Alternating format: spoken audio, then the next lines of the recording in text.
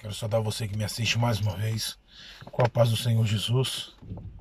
Quero deixar uma passagem bíblica e compartilhar a palavra do Senhor com você. Está no livro de Jó, capítulo 42, verso 10, que diz assim: E o Senhor virou o cativeiro de Jó quando ele orava pelos seus amigos. E o Senhor acrescentou a Jó outro tanto em dobro a tudo quanto dantes possuía. Bem, Jó, todos nós conhecemos a história de Jó. O que nos chama a atenção é que na história de Jó, a palavra nos diz que não havia um homem reto, justo e temente a Deus naquela época. E mesmo assim Jó foi provado e passou por tudo o que ele passou. Jó foi tido como um pecador, como um ímpio, como alguém que tinha errado, né? Tido assim pelos seus amigos. É interessante que nós vemos a descrição de Jó no capítulo 1. No capítulo 2 começa a luta de Jó. Perde bens, perde família, perde amigos, perde saúde, só não morreu. E a única coisa que lhe restou foi a esposa. Mas a esposa ficava no ouvido dele, falando para ele amaldiçoar a Deus e morrer com dignidade, se é que isso seria digno. Então nós vemos que Jó não só ficou sozinho, mas ficou mal acompanhado. E Jó, naquela tristeza, naquela angústia, ele começa a se queixar, a amaldiçoar o dia do próprio nascimento. E Jó passou momentos terríveis. Só que o que eu quero dizer para você, sei que você não é Jó, nem eu, nem ninguém. Nós não creio que poderíamos suportar o que Jó suportou. Só que tem algumas coisas, alguns detalhes nessa palavra que nos chamam a atenção. É que no capítulo 2 de Jó, as lutas começaram a vir. E Deus se fez em silêncio. Deus não respondeu a Jó no 3. No capítulo 4, Deus continuava em silêncio. No capítulo 5, Deus continuava em silêncio. No capítulo 6, 7, 8, 9, 10, 11, 12, 13. Deus esteve em silêncio por anos. Sabe quando é que Deus vai responder a Jó? Responder. Não estou dizendo operar o milagre que ele precisava, não. Quando é que Deus vai responder a Jó? No capítulo 38, quase no final do livro de Jó. Quantos anos Jó passou naquela situação terrível, lamentável. E o que mais angustia o cristão, o servo de Deus, não é você passar pela prova, mas passar pela prova com o seu Senhor, com Deus em silêncio.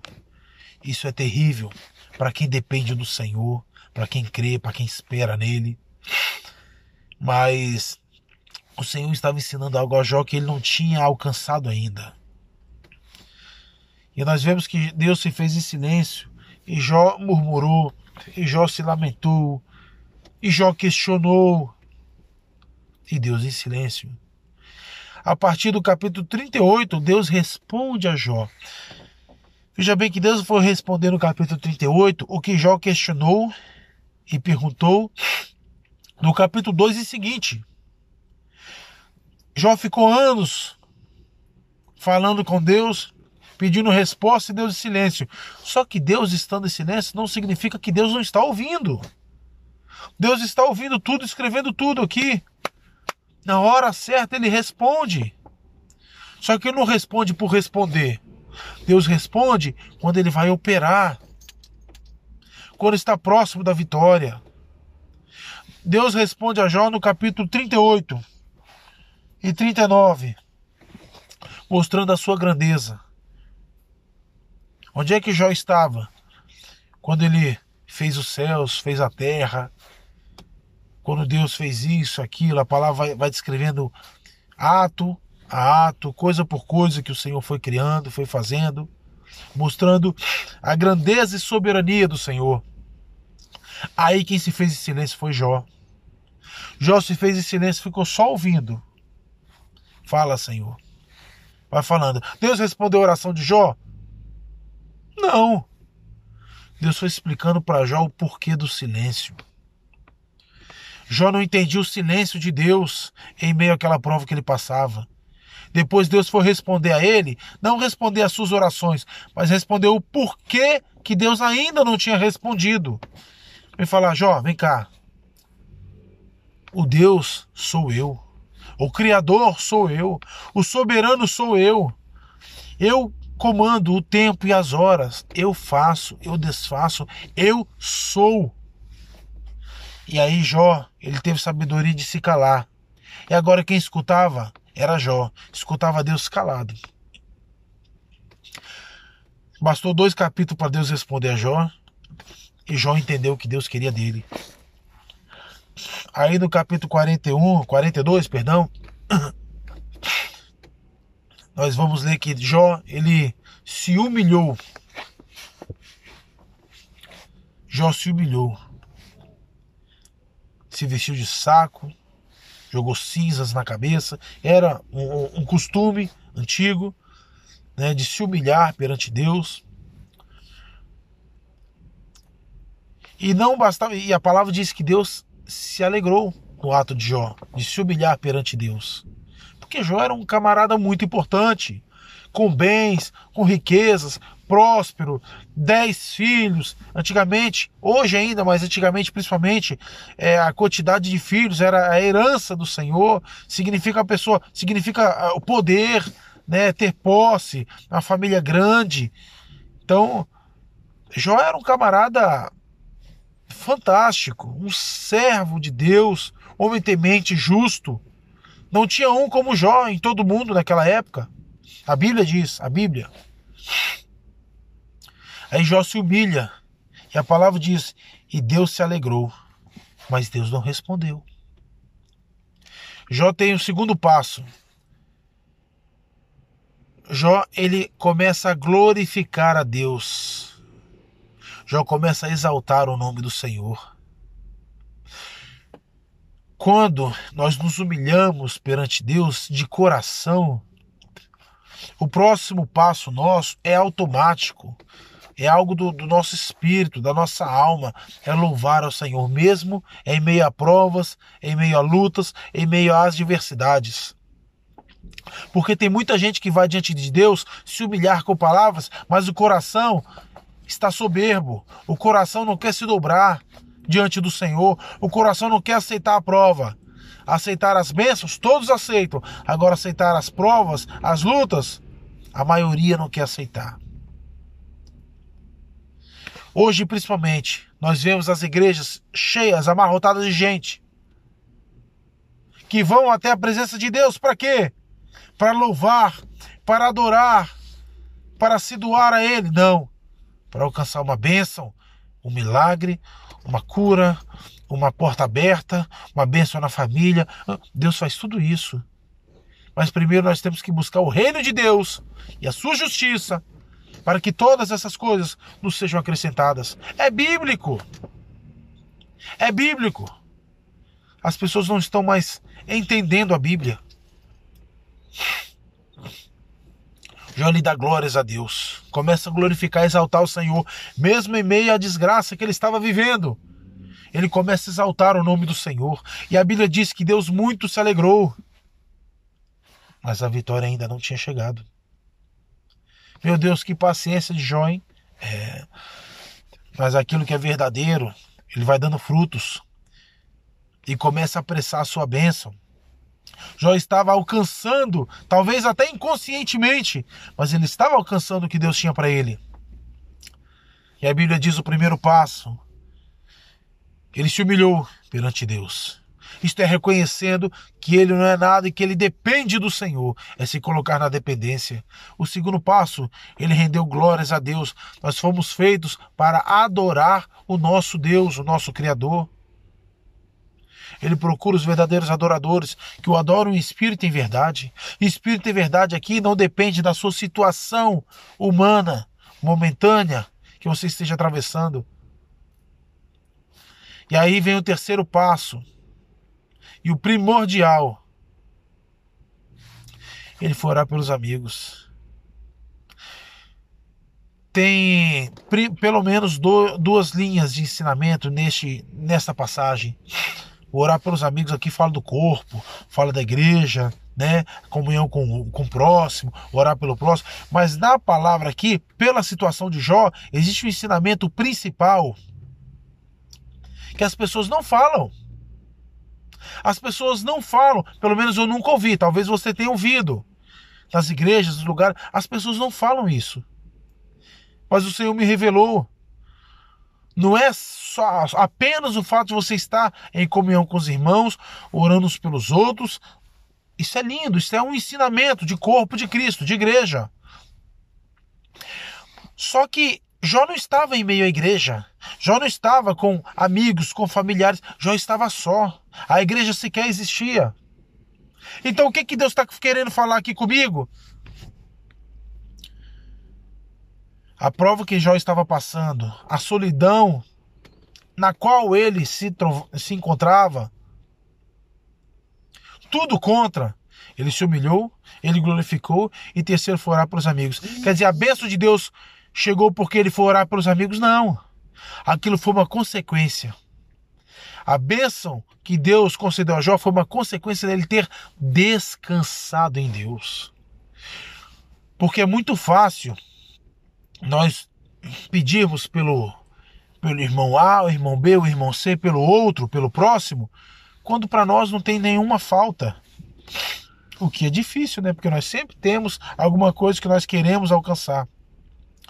Agora, é quase impossível, ao menos humanamente falando, alguém que se encontra no meio de uma prova tão grande como a de Jó, em um momento triste, em um momento depresso, terrível, Jó com tantas necessidades, precisando tanto de um milagre, anos se passaram, anos. Quando ele orar, primeiro, ele encontrava força para orar. Eu não sei se eu ou você encontraremos força na situação que Jó se encontrava. E quando ele ia orar, não sei de onde ele tirava essa força, do Espírito Santo. Quando ele orar por ele? Não. Ele orar pelos outros, se esquecendo dele próprio. E não há maior prova de fé do que o servo descansar no seu Senhor. Jó, ele alcançou isso. Ele se humilhou perante Deus, reconhecendo quem Deus é e o que Deus faz. Glorificou a Deus porque só Ele é digno de toda honra, glória e louvor, independente daquilo que nós estamos atravessando. E em terceiro momento ele descansou, a ponto de, no meio à sua desgraça, orar pelos outros, se esquecendo dele próprio, porque ele descansou a ponto de entregar a sua vida nas mãos do Senhor e crer, saber que o Senhor o abençoaria. Aí ele alcançou o que Deus queria, ele descansou em Deus. Aí ele provou no ápice da sua luta, o ápice da sua fé. E aí Deus deu a ele tudo em dobro daquilo que ele possuía. E um detalhe também que eu quero chamar a atenção. Deus restituiu a Jó. Bem, depende do que você entende por restituição. Restituiu bênçãos? Sim. Mas restituiu aquilo que Jó já tinha? Não. Muitas vezes nós vemos as pessoas falar: Senhor, restitui. Restitui. Tem até o louvor que fala: restitui. Devolve de volta o que é meu. Vem cá. Deus não roubou você para ele ter que te devolver. Deus não é obrigado a devolver uma coisa que você perdeu. Você perdeu algo com as consequências. Deus não dá nada para você que seja algo repetido. Deus, não é que Deus está brigando com o diabo, que o diabo vai lá e te tira a bênção. Aí Deus vai lá, mete uns tapas no diabo, arranca da mão dele e devolve para você. Pelo amor de Deus. É uma falta de sabedoria absurda. Deus, ele te dá tudo novo. Deus restituiu as bênçãos de Jó. Não significa que as bênçãos que Deus concedeu já existiam e Deus voltou a dar. Não, Deus voltou a abençoar, restituindo-lhe as bênçãos. Mas as bênçãos eram novas. A riqueza que Jó perdeu, agora ele adquiriu. gado novo, bens novos. Os filhos que ele perdeu, 10 filhos, se ele teve dobro, ele teve 20. Então me diz, os 10 filhos que morreram num terremoto, a casa desabou onde eles estavam, matou todos os 10, eles ressuscitaram? E eles procriaram outros 10? Não.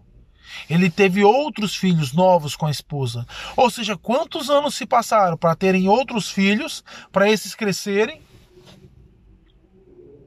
Então as bênçãos de Deus não é que tem que vir na minha hora, do meu jeito, no meu momento. Deus começou a abençoar Jó, mas é processual. Às vezes Deus se faz em silêncio, mas Ele está operando. E eu, em meio à dificuldade, não quero ver a operação de Deus.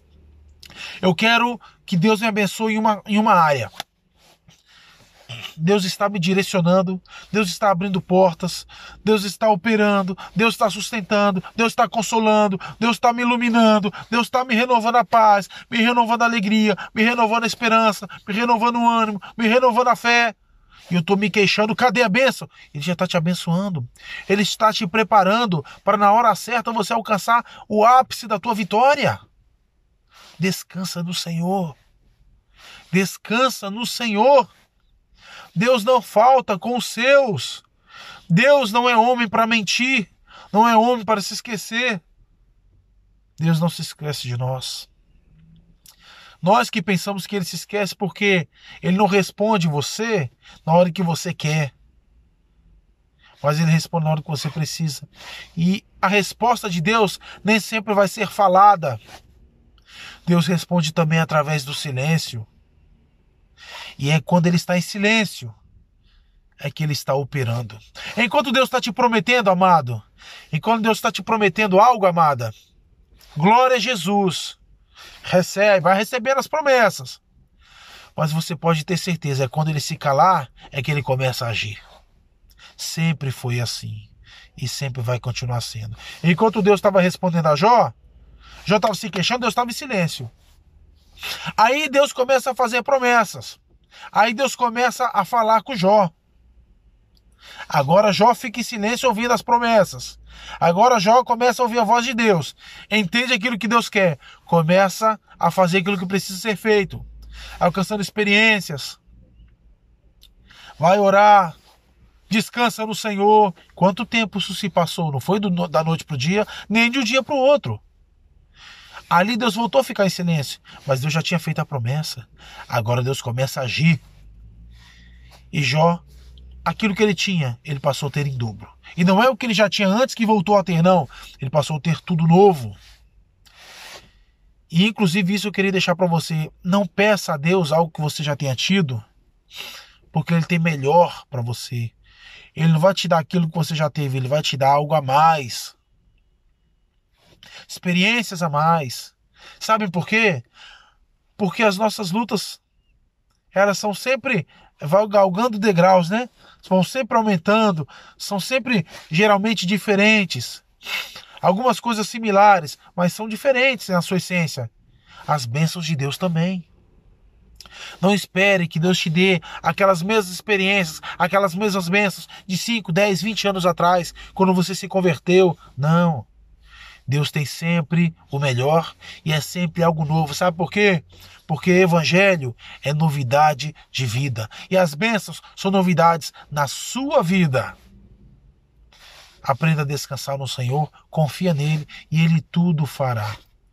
Que Deus te abençoe. Fique na paz do Senhor Jesus.